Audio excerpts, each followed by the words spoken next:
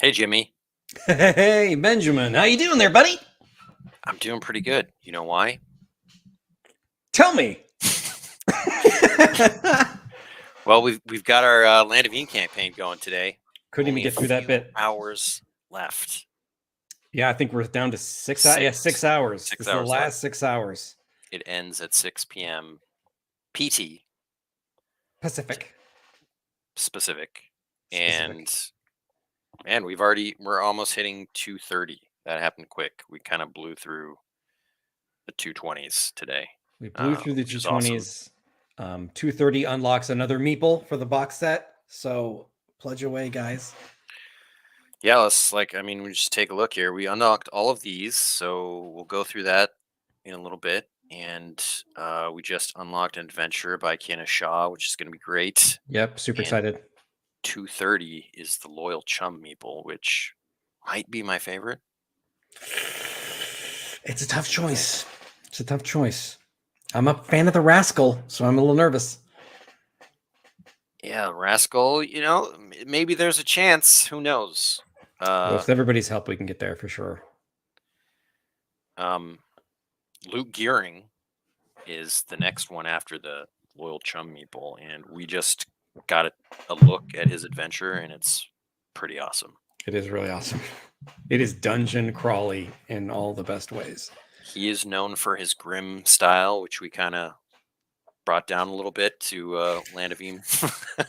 Yeah, toned down just a little, but it's still a doom and gloom adventure, which is one of the three tonal types of adventures that exist in Land of Eden. You got your hijinks for your Muppets, you got your daring do for your princess brides, and you've got your doom and gloom for your Conan's barbarian. Exactly. Your Conans, your Mad Maxes. Indeed. Maybe a little Dark Crystal. A little Dark Crystal, yeah, for sure. For sure. Which I watched a little bit of last night. I can always watch the Dark Crystal. It's it's an experience. It's like living art. So yeah, we're just here to kind of hype the end of the campaign. Yeah. It's been and take a wild breather, ride. Actually. This is going to be a time for Ben and I to take a breather now that we're in the final hours. It's been a ton of work. Working with Exalted Funeral has been really awesome for the campaign. Working with Backer Kit has been fantastic. And of course, tremendously huge thanks to everybody that supported the campaign and the game so far. I mean, everybody in the Discord, on Instagram, Twitter, YouTube. Thank you so much for your support.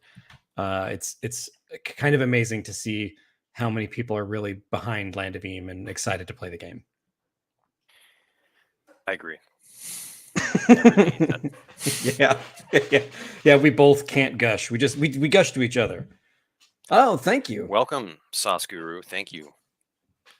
And we have a big announcement for us today. And we made an update on the campaign that we are opening up the Bard Supreme set again, because we had taken that down.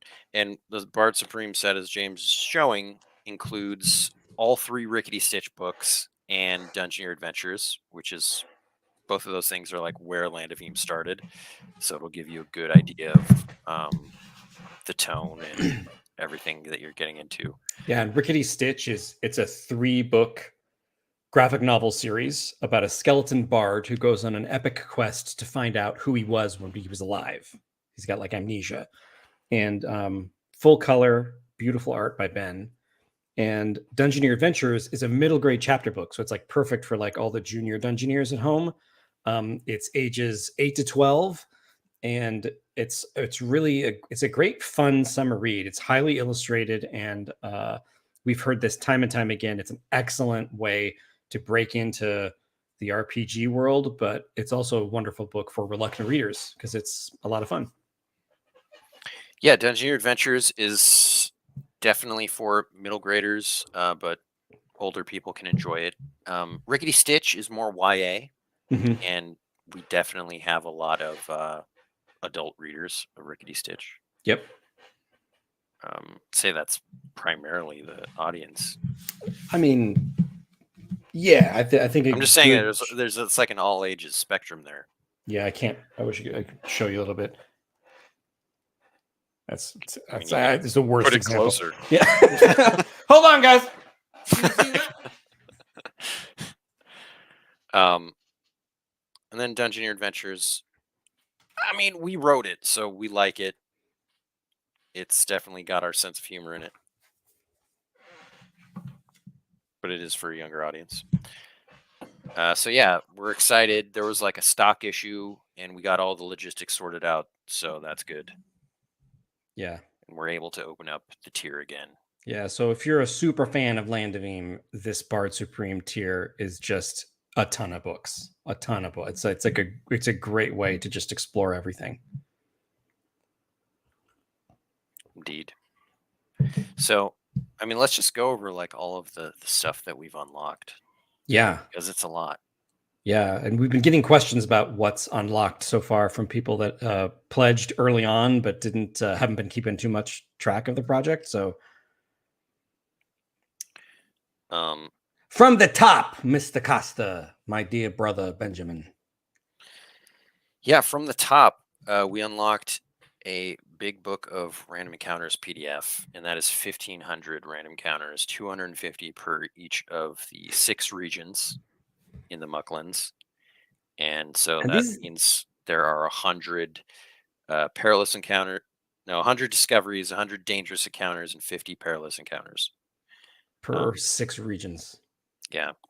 The And reason these they're less perilous is because it's the least likely, right. mathematically. That and the game shouldn't be too punishing. We're cool. Oh, Thank you. Thank you. Thank I'm feeling cool now. Another cool thing about the encounters is that they're not just like line item, like you meet 6 goblins. Like each of the encounters is like a seed for an event or a conflict that has to be addressed. And if you at all watch Ben, myself, and George stream every weekend our own game of Land of Eam every Saturday at 11 a.m. on wherever you're watching this, we have lost like multiple adventures at a time to a single random encounter that has just like we just drill into and go down into our rabbit hole, and that's some of the funnest gaming we've ever done with Land of Eam. Or it just informs like the next 10 sessions, like when you That's so had a many. random troll who's who's singing, who's yodeling was bothering a town, and then you like found another place for him to build his bridge, and you had to like build that and then like get it verified by the toll tellers. Yeah. Or like Zona Imbach, who became like a primary campaign NPC. It's That's like true. it's all just, that's so many sessions to influence, but it's a lot of fun. Ben and I have always loved like the random generators, the random encounters, the randomness that makes it easy to create conflicts when you're GMing, but also makes it fun because the game can go in so many different directions. Yeah.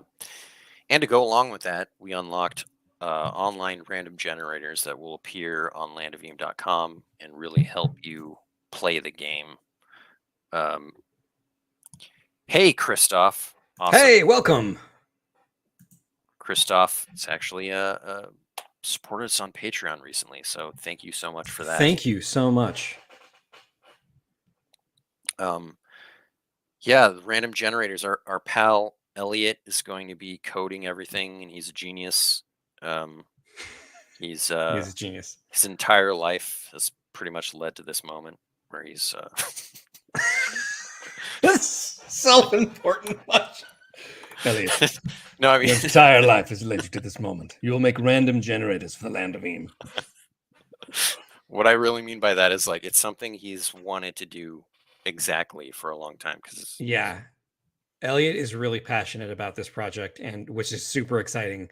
And they'll all be available on landoveam.com, so you can like check out the RPG page, and there'll be some resources. And let's go through some of these generators because it's pretty robust and exciting. Right now? Yeah, I mean, we got the PC. You don't have to share anything, but like there's that you can generate a PC, like a player character. So you can, if you want to just play a random character and get started, you can generate one. Which is really cool because there's like so much that goes into that formula. Yeah. And so that's probably like the crowning achievement of this. Right, right. It's like a really robust character. It's like boom, you're ready to go with everything. And that's kind of cool because Ben and I have always talked about just like randomly generating a character and playing with a randomly generated character, because then you have to like invent that character at the beginning. As you go, you become familiar with it. It becomes like a creative challenge to be that character. Yeah. Um, And we and then actually along, talked about like maybe adding some sort of bonus, some incentive for players to do that. Like maybe yeah, they start with another item or they get I've like a seen, couple extra XP or something. yeah, I've seen games do that, and I'm stoked for that because it's just fun, it becomes like a creative challenge. Yeah. And you'll take the game places you never thought you'd take it, and then you discover it ends up being super fun or not, like, and then you can just do it again. But And um and there's a lot of fun to be had in character creation, obviously. right. But sometimes when you're just getting a quick game together, or if you played the game a lot, Or if this could you're be introducing yeah, people to the game, like if they, right. if you don't want to use the same pre-gens from the quick start guide, it's just like, okay, I'll create this guy. So that's pretty cool. The character generator is a big thing, and that's neat. And then like in terms of GM tools, like and randomly creating an NPC, randomly creating a town with NPCs and a tavern in it, randomly creating a tavern, dungeons, and treasure, which is I think going to be really useful for Land of Eam gamers to be able to generate treasure hoards, because the way that we do it Yeah. is with like a lot of random rolls, so that you can have a lot of different types of treasure hoards, whether it's a loot pile or like a mythical hoard with tons of amazing items in it. And so I think that GMs are going to really dig it, and it's going to make the game really accessible to get started with. Yeah, definitely. Did you talk about dungeons? I kind of glanced over dungeons, but dungeons is really exciting because I go for it, Costa. Talk about dungeons. Well, dungeons. It's based in the book. We have a pretty robust system to create a random dungeon on the fly, and it has some really awesome, in our opinion, riddles and obstacles. But we're going to also provide something that's a little uh, different and more traditional, where you can kind of create a dungeon with the click of a button, kind of have it populated with little room descriptions. And I'm sure there's stuff like this on the internet already, but Yeah. it's all going to be emified. Uh, we'll have our special flavor and sauce in it. Eam sauce. So that'll be. We just want to make some useful stuff, and it's happening. Yeah. I mean, ultimately, we made Land of Eam for ourselves. So these are the sorts of things that we love to use and play with. And it's been really exciting to see like other people love exactly what we love. Yeah. So onward to the next unlocked stretch goal. We've got the Mucklins Explorer's Guide, and this is basically a player-facing version of the sandbox for them to use and kind of facilitate their gameplay and get excited about things to explore and encounter. And it's not giving away any of the spoilery mystery stuff, but it's kind of there to spur players, spark their imaginations. Yeah, give you a sense of like what's going on in the Mucklins. Or like, you know, where can we go to, I don't know, get some food? Like that might be useful if you're out stranded in the wilderness. Uh, it's kind of like a gazetteer. Gazetteer. Gazetteer. A gazetteer. So that'll be fun, and it's basically, I think what we're gonna do is just kind of pare down the sandbox, use that as the starting document, just peel things away Yeah. to show the Make it, players. yeah, because the sandbox is a beast. It's like a 400 page um, Behemoth. behemoth filled with all kinds of really usable, actionable things. And this will be much, much more pared down so that it's accessible for players. And then we unlocked an expansion for the used to be forest, and truth be told, this was a direction that we kind of pivoted away from to focus more on the meeples and adventures and stuff. Mhm. But we are going to expand the used to be forest with some more locations, which is cool. One of them I think that we're both excited about is Mukbangs. Yes. That's my favorite restaurant, the Mucklins. Mukbangs. You'll notice there's like a lot of restaurants Yeah. in the land of Eam. There are a lot of restaurants. Specifically, I think in the Mucklins, there's like a lot of like there's chain restaurants and like all the things that go along with sort of like the quasi corporate dystopia that exists in much of the Mucklins realm. And they won't just be like, this is where you can eat. There's like NPCs to meet who have Yeah. quest seeds and things to. And there's like special dishes. Fuel. There's like robust menus and stuff. One of which is the Dusty Nutter Goose. You can check out an amazing video by Barry Enderwick, Sandwiches of History. Check out Sandwiches of History on TikTok. He created the Dusty Nutter Goose from Land of Eam, and it is hilarious and amazing.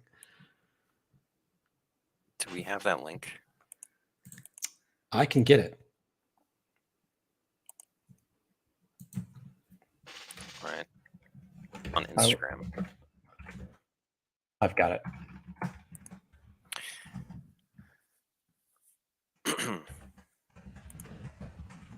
All right, go ahead, Be Ben. written into the book, or is it a separate book?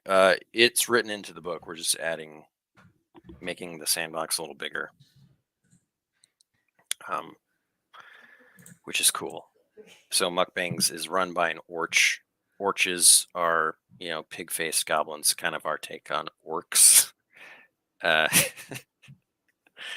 The pronunciation is a little bit of an inside joke, but we love it. And he feeds his patrons with giant troughs of slop, basically, as people listen to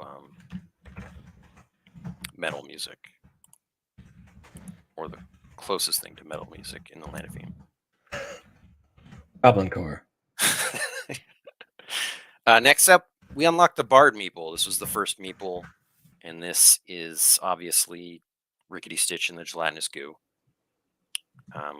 Felt like we had to make Rickety Stitch because we kind of did a lot to avoid making Rickety Stitch front and center and everything. In terms of, he's not the first Bard image you see. Yeah, and you don't need to read Rickety Stitch or Dungeoneer Adventures to enjoy the Land of Eam. It's really not, you're not pigeonholed into reading the stuff. It just adds a lot of flavor and it's a lot of fun because you get to not only play this game, but jump into stories about the world and characters in it. And, we had to have a Rickety Stitch Bard Meeple. Just had to. And there are a few quests in the sandbox book where you can engage with Rickety Stitch. Yes. Thank you, Tim. Oh, thank you. The support. Yeah. All right. The first adventure that we unlocked was by JP Couvert. We should actually link that video. He did an awesome YouTube video that you all should check out, because not only does it give an awesome rundown of his adventure, it kind of just gives an awesome rundown of the game. But he's doing an adventure about pirates and treasure in the Scalawag Strand. Hey, Louis. A Louis appearance. Hey, Louis. Yeah, the sandwich, duck meat, and peanut butter and Pop Rocks. That's goes down easy. Amazing. That's that Dusty Nutter Goose that we linked in the. It's 2 waffles with chunky peanut butter, duck meat, which is the substitute that Barry's using for humongous meat, and cherry Pop Rocks, which is the substitute for pixie dust. And surprisingly, apparently it works. I haven't tasted it yet, but Barry made me interested. So I may have him make me one, or I'll go out and get the ingredients this weekend or something. Hello, Bobicus. Welcome. Yeah, so JP Coover is an incredible cartoonist and designer. He's put together like several D&D zines. And they're great. They're like exactly in our wheelhouse. He's like the perfect person to make Land of Eam stuff. Yeah, you can tell by his little headshot that he's got Land of Eam covered. his headshot's one of my favorite in history, by the way. And then we unlocked the Dungeoneer meeple. Looks a lot like Hooch. You know what I mean? Yeah, it also looks a lot like a character in Dungeoneer Adventures. Does. Timbo Gama Zawadax.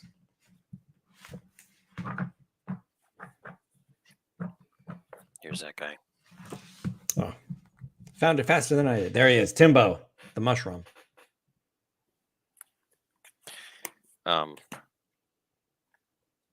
What else to say? It's unlocked. Not much. It's in the box set.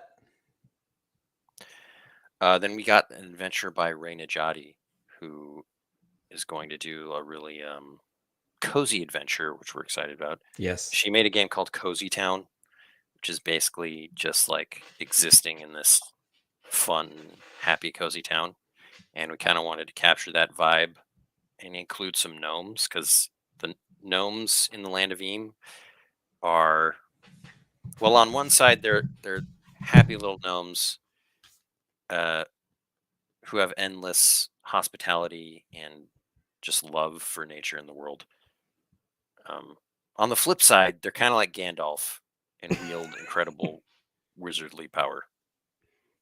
That's true. That's true. And Ray won a Nebula award. She did. So can't really argue with that. No, it's a huge achievement. It's like the first RPG to ever win one. Lesbians to win a Nebula award. Yeah. So exciting. Super happy to have Ray on board. And speaking of Gandalf. Oh, okay. Yeah, we got the gnome. Sorry. The gnome meeple, I think a lot of people's might be their favorite. I like it too. I'm a rascal guy. I love the rascal. So that's 3 meeples so far. And then an adventure module by Amir Rao. And Amir is one of our best friends. We've known him since 4th grade.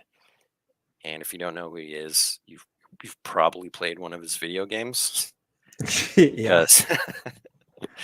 Hades, Bastion, Transistor. He is the studio director of Supergiant Games. And he's going to be doing an adventure, which is awesome. He's also our GM. Yeah. When we play D&D, Amir is the dungeon master. It has been since 4th grade. Yeah. I mean, deviate. Honestly, I learned a lot of game design from the guy. Just absolutely. He's been making games since we were kids, and we would just kind of like brainstorm ideas with him, and kind of rubbed off on us. It's what got us kicking off with making giant tables of things. So Amir's adventure, what we know about it so far is that you will be escorting a band through the Quagmash, which is the swampy area of the Mucklins.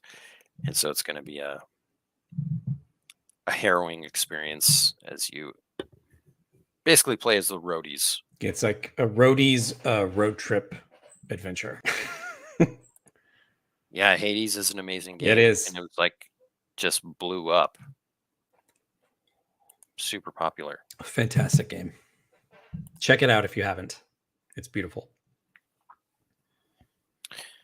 And then we crossed over into the other land. and unlock the Knight Errant Meeple, which was just recently. Yeah, that was yesterday, this morning. I can't remember yesterday. the total. Yesterday. You're right. That's cool. And if you can't tell, this is a goblin. It's got a little green hand there. And plenty A of room big- for the nose. Right. So to date, we have unlocked, well, let's see.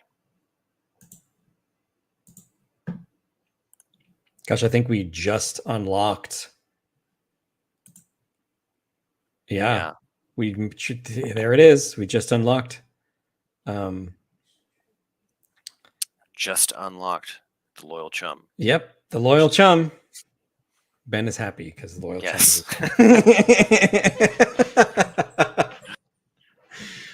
Just unlocked the Loyal Chum. Frog guys. What can I say? You know, a little frog guy. I mean, come on. Frog. So yeah, we got 4 meeples now. No, 5. 5 meeples. But before we get to that, I mean, we've got another adventure that was unlocked at 220. Yeah. Kiana Shaw.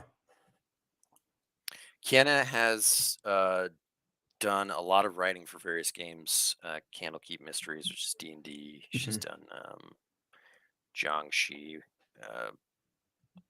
Sea of Legends, just a whole bunch. She's a freelance writer and designer. So she is doing a something that's kind of like Princess Bridey. It's going to have romance. It's going to have swashbuckling peril. There's going to be a dragon. It's going to be awesome. Yeah, I'm excited. And that brings us to the Loyal Chum, which we've just unlocked.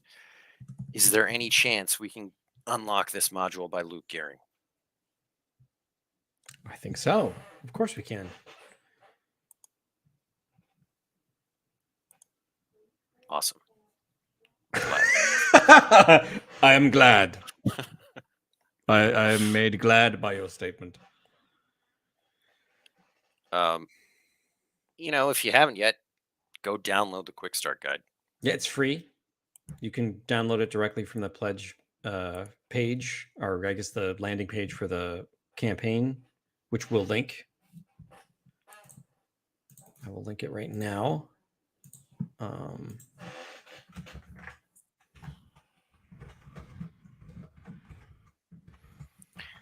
If anyone watching has questions, feel free to throw them at us. We're happy to answer them in these final hours of the campaign. 5.5 hours. It's what comes after the adventure from Luke, Louis asks.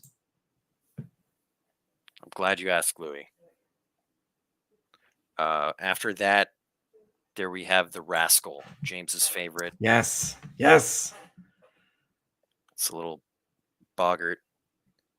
And following that, we've got another adventure module from JP Kubert. Like I said, we were felt like he was perfect for Land of Eam, so he might be doing 2.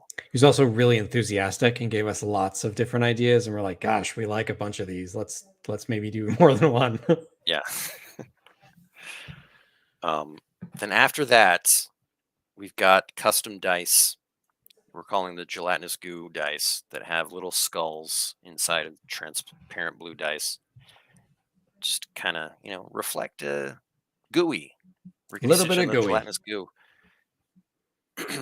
So those will be fun if we could reach those. And a GM screen by John Lauren, who is the artist behind the cover for the Sandbox. So, sorry, go ahead. No, you go ahead. No, I got it.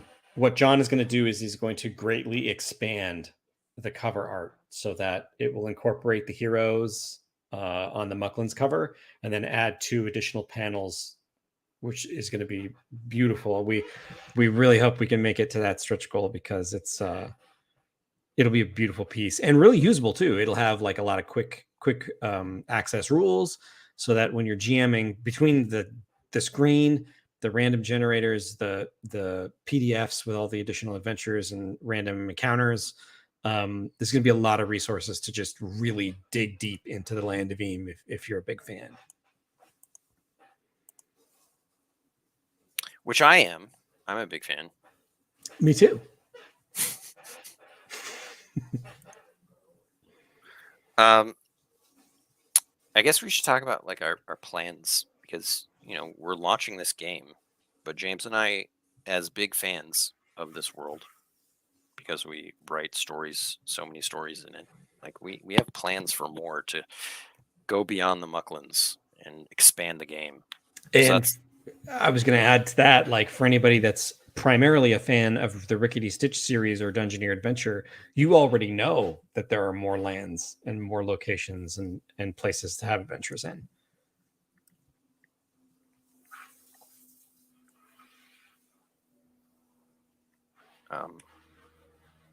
Glad to have Louis here, who's keeping us on point. Yes, Louis. Thank you for playing goalie on our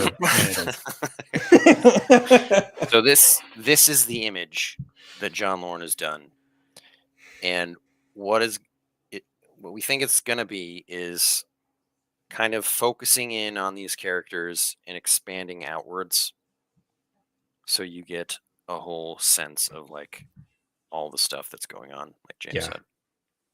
A whole sense of the environment, characters, creatures, and all that good stuff. And we might not hit that goal, but we're looking at ways to possibly we're looking to make an announcement on something that we can do at the end of the campaign. Yeah. Yes, indeed. So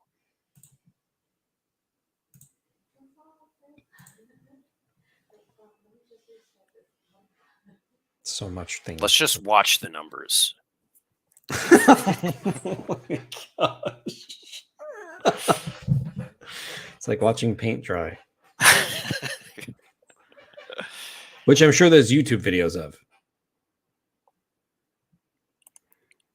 Yeah. Talk a little bit more about what it's like to sit at a table and play the game.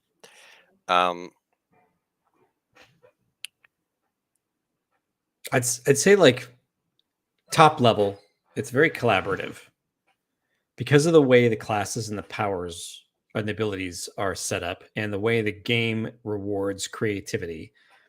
It's always a pretty flexible and fun narrative game that's being crafted by everybody at the table. And things like fighting occur, but they're by no means the focus of the game. And like the bard or the rascal, there's so many abilities that each of the classes have that can just change the actual environment that the players are in, which then just ends up becoming like a giant yes and that's the most fun I have playing RPGs, is being able to craft the setting and craft the conflicts together with the GM. And part of that is just like I'm like a masochist. I like love it when things go wrong, because that just is like creates the most fun that you can have when you're playing. But we'll go a little bit through the mechanics and just how it works. Scroll down to that part of the page. Yeah, I was gonna say, it's also really about travel and exploration. That's like a huge part of the game, and we've got this big map here. That's going to be a fold-out map, like a game board, 6 panels. So that's going to be awesome. And we're going to have an add-on of a poster map as well, if that's your preference. But yeah, it's about exploring the Land of Eam, just going to places on the map that look interesting and encountering things that you never would have thought were going to be a part of your session. Like we were talking about this earlier, where when we play, it's just like I don't know, what else can we encounter? Like that's going to be the content of our session. I'm usually the GM, so I go into it not worrying about anything. Like I don't ever worry about what I have prepared, ever. Let me stress how little I prepare. I don't even conceive of it. I just log in and I look at the sandbox.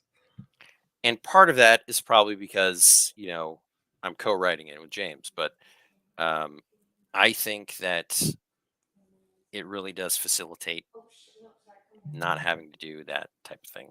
Like, you don't have to prepare for hours. You can prepare, you can just like read the sandbox, say, oh, our players are going here. Next time, I'll check it out and see what's going on. And Here's a list of quest hooks and conflicts that they can get into, whether they want to or not. Here's the things that can happen to players while they're on their quest or whatever they're doing. It's about the flexibility, so that you can just pick it up and let the players kind of guide what they want to do. and the point of the game is to travel and explore. The point is to like have random encounters. So it's not like there's often a thing in D&D or other games where it's like you just want to pass over all that just because it's boring. Mm-hmm. Kind of like fast forward, Which because they're we would do when we play D right, and because D or there aren't really procedures in place unless you have something special mm-hmm. prepared. So we just wanted to capture that, make the land of Veem feel really alive, like anything can happen. Right. Enough Well, detail to create flavor, but not too much detail to bog down play. yeah. So what were our biggest inspirations when making Land of Veem? Well, I guess the most obvious ones, which people are familiar with now, is the Muppets and the Lord of the Rings. those are like the two primary drivers. Yeah, there's like two ways we can answer this. Like the content, like what influences our stories and books and stuff, which then the game is based on. Yeah. And then like what sort of games influenced us. So you take the first one. Take the first part, Jimmy. First part. Of the question. Of course. Yeah. So, obviously the game is influenced by our books. So I'm going to come at it from that perspective, because I feel like all of the Land of Veem, the Land of Veem is not just the story of Rickety Stitch or the story of Dungeoneer Adventures. Land of Veem is the story of Land of Veem. And we were really inspired by having heroic characters that are basically, not your average heroes. And the aesthetic, like the cartoony aesthetic that you see in Rickety Stitch or Dungeoneer Adventures, is both one that Ben and I really like. And just the idea of having kind of everyday heroes being thrown into a world of essentially high fantasy, where there are dark lords and Sarpathi and serious threats to the world, just like in the real world, there's threats and conflicts happening all the time. But then when you wrap it all up into the Muppets, like with the whimsy and the color, it just it adds a lot of flavor and fun, and it kind of gives you that tonalness that you would get from like a hobbit having to trudge across Middle Earth and throw a ring into a volcano. And just like unsung heroes is probably the biggest inspiration in general. And the rest of it is our particular flavor of fantasy. I don't know if that's a super great answer, but it's a complicated question, and it's not easy for me to sum it up too much. Yeah, I approve. In terms of like the game play, I think there's a few inspirations. One is kind of like how we've always played. Like we mentioned earlier, we play with our friend Amir, and how our group that we've been playing for, I don't know, 25 years now. Is it more? Actually, it's 30 years. Oh, no. Oh, no, he says. Oh, no. Oh, as if it's bad. It's actually amazing. It's like amazing and wonderful. But the years just keep going up. Like when we explain things to people, it's like, no, it's 30 now. So, yeah, we've been saying 20 for like the past 20 years. And now I know. everything's different. So yeah, that style of play is kind of open, less concerned with numbers and stats and crunchiness, and just kind of being funny together. And but that's not really a rule system. So it's driven. It's driven by us making each other laugh. so one of the big ones was Dungeon World, kind of just, or one of the early ones, kind of just having that more open role playing, focused more on role playing than D&D was. And then like Star Wars Edge of the Empire by Fantasy Flight, really love the dice Mhm. system where it has those permutations of success and failure. I think that was like the biggest influence on the dice mechanic. You know, what else? What else? What else? We never played it, and it came like after a lot of the development of the game. But Forbidden Lands, Mhm. it's kind of just like reinforced. Oh, what we're doing is maybe something people want. Yeah, that's funny. That made us feel better about what we'd spent 2 years working on. Yeah. I'm gonna close this window.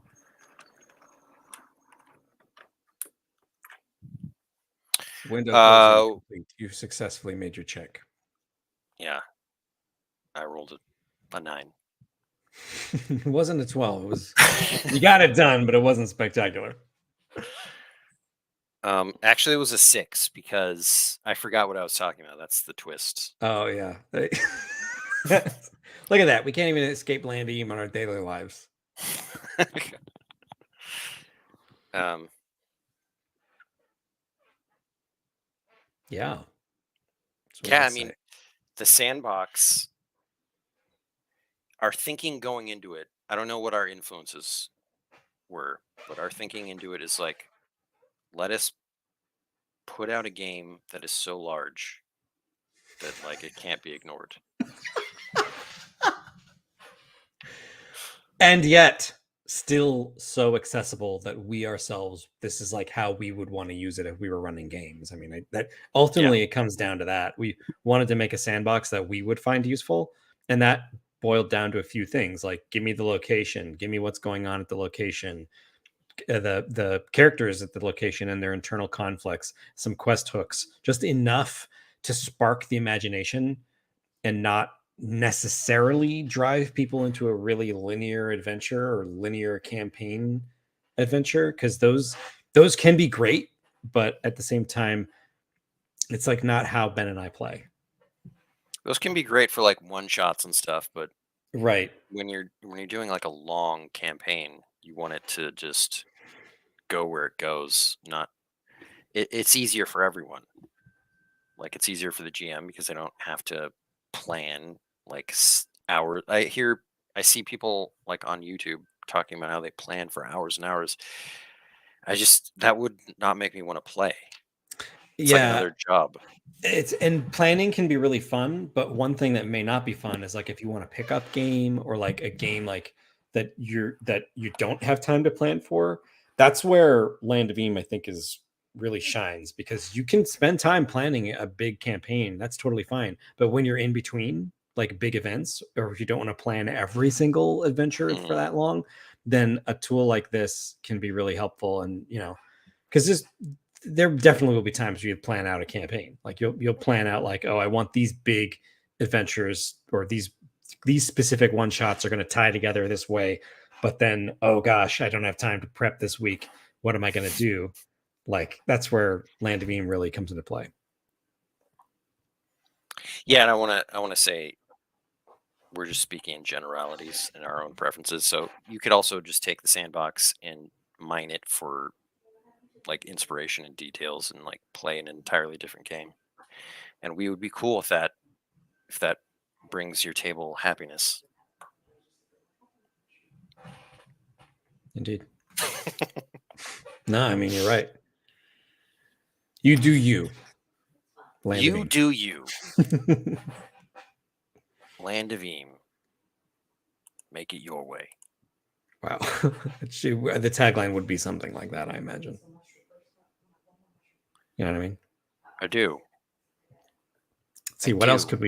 could we cover in the last few minutes that were available for this stream? It was nice to jump on and hang out for a little bit and talk about the game. Yeah, we are up to 2,500 backers, which is amazing. That is amazing. Do you think that Land of Eam would be a good game to play with my nieces and nephews? I think yes. Yeah. I think it's a great game for young folks as well as early adopters for RPGs because it's not so crunchy. It's pretty accessible and you can make it as complex or not complex as you want. And because it focuses more on coming up with creative things, like especially with kids, like you don't always have to solve things with a dice roll. You don't always have to have a very specific power that handles that. There's a lot of abilities for classes and things that are super flexible. And once you get into the hang of like being able to make it your own, I think kids would be able to really get into it, especially if there's like an adult GM or something that can really help manage it. Yeah, like we're saying, we kind of called it a 12 plus game because we think kids at that age could handle running it for their friends, and then but younger kids could certainly enjoy it with an older player running the game. Right. And to piggyback off what James was saying, just kind of the tone of the game is a little lighter, and you don't have to jump into like a 5-hour combat or something. Yeah, There are you're not going to ways lose to it. avoid conflicts. Yeah. If you want to just talk with the big baddie and avoid the conflict, you can try to do that. And it's like, Right. As you can it's a see by the gear art on to screen give that you it's not the priority Curse of Strahd. Funny enough, I am playing in an AD&D. Like we started with second edition D&D, James and I, and I'm currently playing in one campaign, and we're doing a Ravenloft, like the original Curse of Strahd thing. Nice. Funny. Nice. Anyway, I digress. Okay. I did digress. I'm sorry, for I have digressed.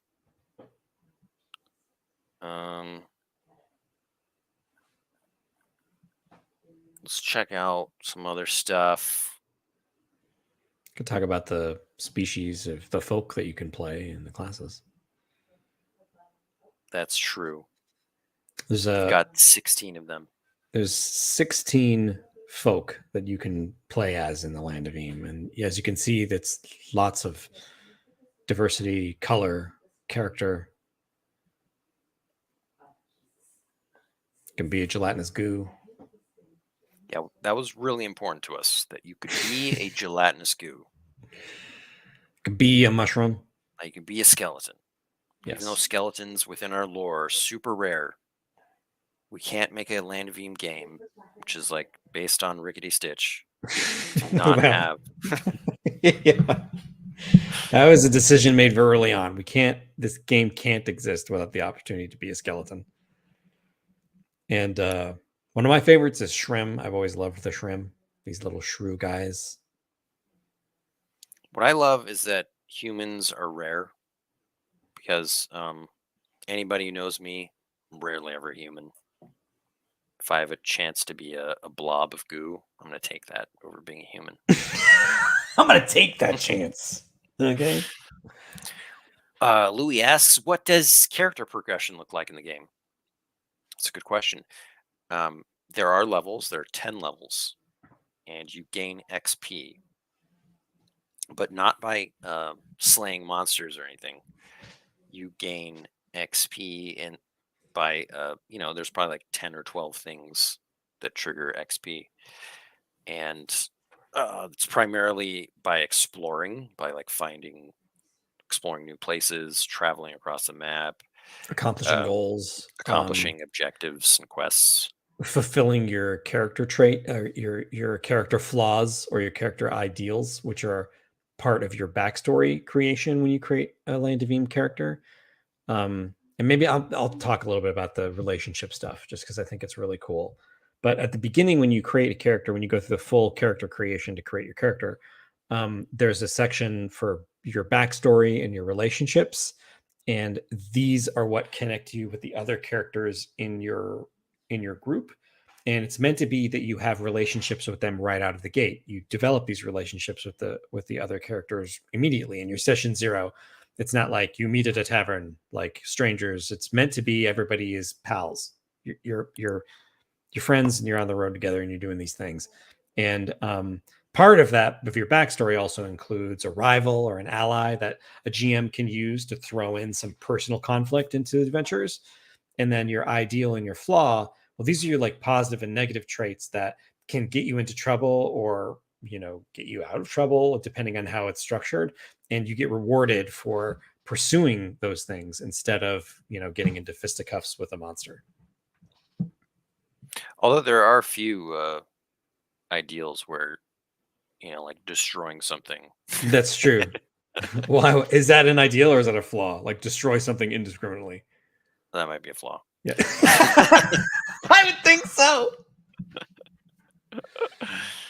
But it just encourages players to do crazy things in the middle of a game. Like, not crazy, but things what that am I trying to say? Things that generate Unoptimized things. Yeah, unoptimized, unorthodox. Probably shouldn't do that to min-max kind of thing. Like Riley, when we played our first Land of Eam campaign on the channel. My character Riley, her flaw or ideal, like I forget which one, it went straight into, it was like to run straight into danger. And so there was plenty of times where it was not a great idea to like be brave, but because that was her character, I would sometimes make the decision, you know what? I'm going in, or whatever. I'm gonna save Galen. And it was rocky situations, but I'd be rewarded as a player for taking that risk and doing that thing. And that adds a lot of like, I think what that ends up doing is baking in like a lot of heroic moments in some instances, as well as a lot of moments that can be emotional. Like you stole the thing when you probably shouldn't have. Now you got to deal with the consequences of that. And I think it's a great thing to reward characters and players for not just fighting all the time. That's kind of, to us personally, fighting all the time is boring. Yeah. And which is not to say that we never have combats. Like, right, some combat is fun, but yeah, the game just has ways to avoid it all the time. Just to make sure that you're not just getting into slugfests every second. Yeah, there's probably only a few instances in Land of Eam where like a fight is probably unavoidable, but most of the time you could play the game without fighting at all. Yeah, just run away. You can just, yeah, I mean, ultimately you can just run away. I guess like you encounter a lich, you're not going to parlay with it. It's like it doesn't believe you. and then you run away, or you take the heroic path and attempt to battle it. And there are downsides to that, because you end up not stopping that thing from wreaking havoc, like say a lich. But that just makes it interesting. The world changes. Right. But to get back to character progression, once you get XP, you can spend it. And you can spend it on your skills to make them better, which in turn makes you more likely to succeed at everything you do. Or you can sort of expand your abilities that you have by increasing your level. And I think one of the good things that the game does is allow, at each level, you get access to both the abilities at first. So you can decide which one you want to keep when you move on to the next level. So at level 2, so you have these two abilities. You spend all that time at level 2 using them, and then by the time you get to level 3, you have an informed choice about what your character actually used and what you like to play with. And that's pretty much how the game goes for progression. You can get up to level 10. At level 10, you can also spend some XP on bigger stat boosts only once and whatnot. You can also unlock additional abilities that you didn't get to take once you reach level 10 by spending XP. Yeah. So you can essentially have a high level Land of Eam campaign. And we're also planning on in the future kind of expanding the abilities to have sort of universal abilities that you can dip into. But it's a little too early to give spoilers on that. Next backer kit. What advice would you give a GM running their first Land of Eam game? Says Louis. It's a good question. What advice would we give, Ben? I would say use one of the adventures. There's going to be 9 of them because James and I wrote 3, and then there's, assuming that we hit all those goals. So there's going to be a ton to choose from. And figure out what your group would most enjoy playing, like the tone of the game. Yeah. Have fun with it. Like, don't feel so beholden to the rule set or the sandbox or anything that you can't like deviate from it to have fun with your group, because that's like rule number 1 as far as I'm concerned. If it's not fun, then do what makes it fun. There is a list in the rule book that kind of how to have fun. Item 1, 2, 3. It's bullet points for like the GM's role, and it kind of tells you what to do, kind of. Now we'll open that up.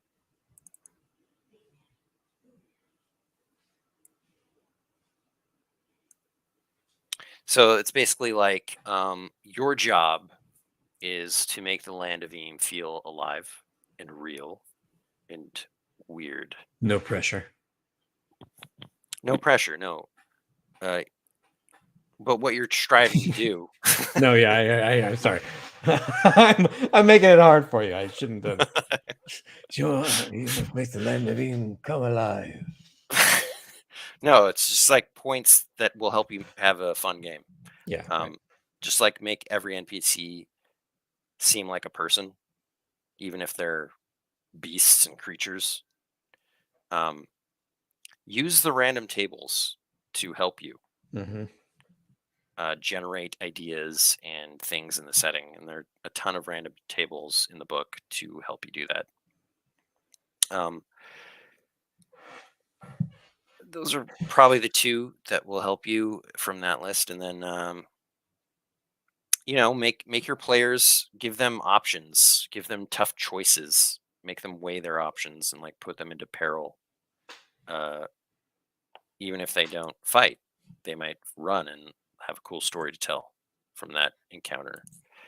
And always try to move the story forward. Like that's probably your number 1 goal as the GMs, to help facilitate the game moving forward. Don't try not to get bogged down in the rules. And I think that I want to add something to that. I think that goes for the players as well. I think that the players should help to advance the story too.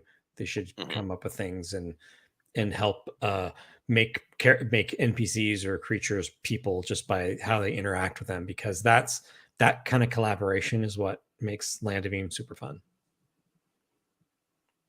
We gotta answer this. Oh Question my gosh, from yeah, Nate. Yeah, we do. Hold the phone. Rickety Stitch fan. Can I play as Ziggy? Totally. You can play as an imp, and you could make Ziggy. I mean, we should probably just make Ziggy rules. Yeah, let's commit to that. We're gonna make like a Ziggy character sheet. Ziggy Nerman, all the classics. Rickety, of course. Yeah. So right now we don't have explicit stats for Ziggy. We'll have to do that, but you can play an imp who's just like Ziggy. Yes. You can craft your own personal Ziggy.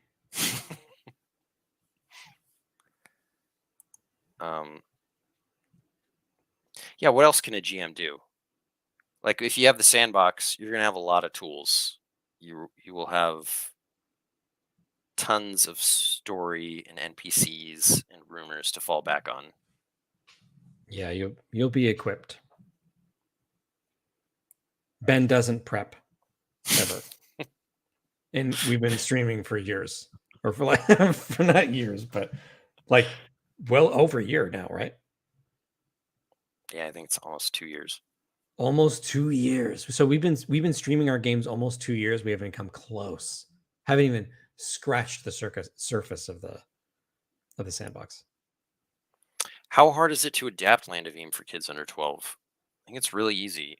Out of the box, I think you could play the core game with kids under 12.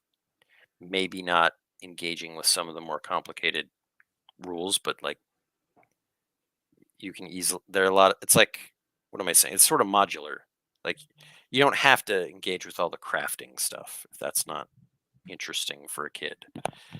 Or there, with the travel rules, there's requirements to like eat and rest to Yeah, gain courage, but there's also like an easy survival mode like call out where it just says, you know what? you don't have It's to just do. assumed that you're eating Yeah, you don't insects. have to eat or you don't have to use money in this particular way. There's like a lot of way. Like I think you're right. It's kind of modular. You can just cut out a lot of stuff and just have it work. Right. And then in the sandbox, we've called out all the quests to be categorized in our tones like hijinks, daring do, and doom and gloom. So if you're playing with a kid, you're probably going to want to stick to hijinks and maybe some daring do and avoid the doom and gloom quests.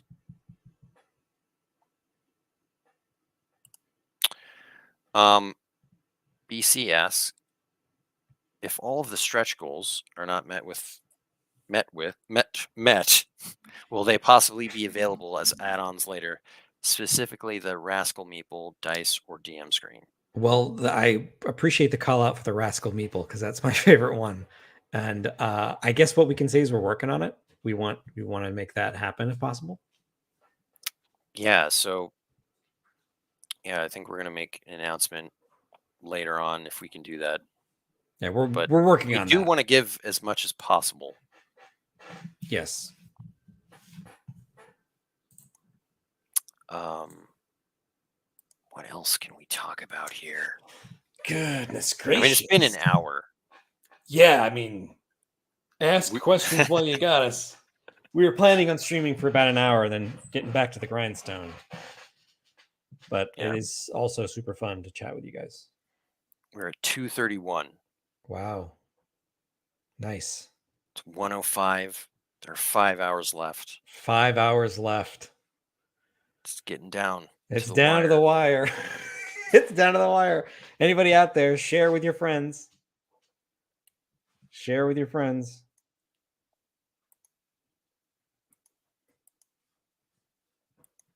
Well, what do you say, Benjamin? Are we is that about it? Yeah, unless some questions sneak in here.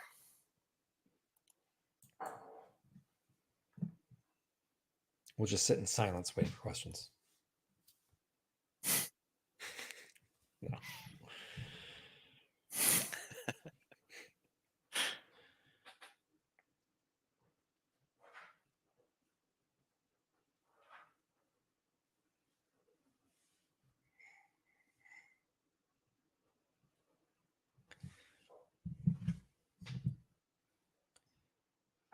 Um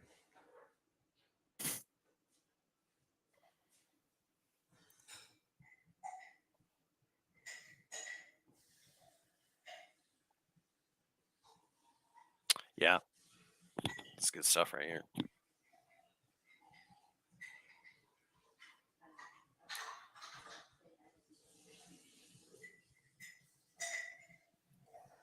Good stuff. All right. Well,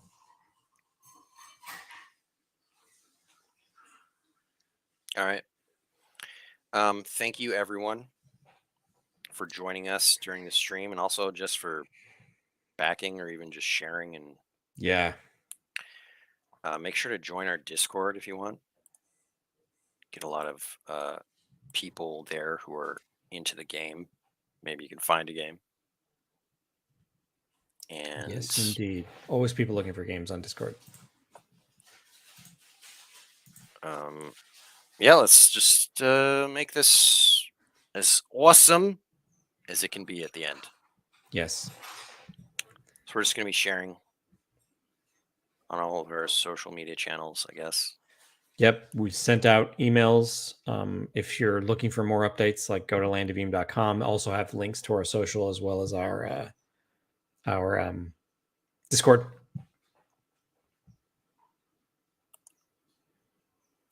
You're very welcome. You are very welcome. That's Thank exciting. you for backing. Yeah, no kidding.